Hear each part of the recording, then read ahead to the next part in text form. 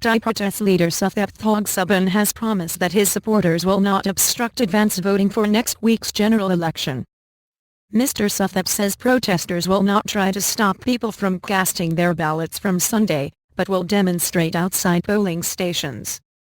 They want the PM to step down and the political system should be reformed. But the government says the vote will go ahead, despite a constitutional court ruling that it can be delayed. A state of emergency is in place as the authorities struggle to cope with the unrest. Outbreaks of violence. Protesters, who started their campaign in November, want to install an unelected People's Council to run the country until the political system is changed.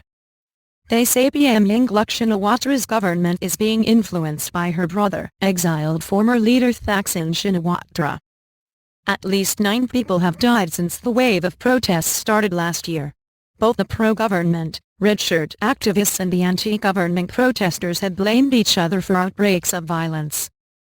Mr. Suthep said that although his followers would not disrupt early voting due to begin on Sunday, they would demonstrate outside each of Bangkok's 50 polling stations. We will persuade everyone in front of polling stations to jointly reform Thailand instead of exercising their voting rights, Thailand's Bangkok Post quoted him as saying. The Election Commission said more than 2 million people had registered to vote early. Those eligible include students and migrant workers who are unable to return home on Election Day. The Electoral Commission and the main opposition party, the Democrats, have called on the government to delay the polls, saying the current unrest makes conducting free and fair elections too difficult. The Constitutional Court ruled that the polls scheduled for 2 February can be legally postponed, but that any delay must have the agreement of the Election Commission and the Prime Minister. But the government insists elections should go ahead as planned.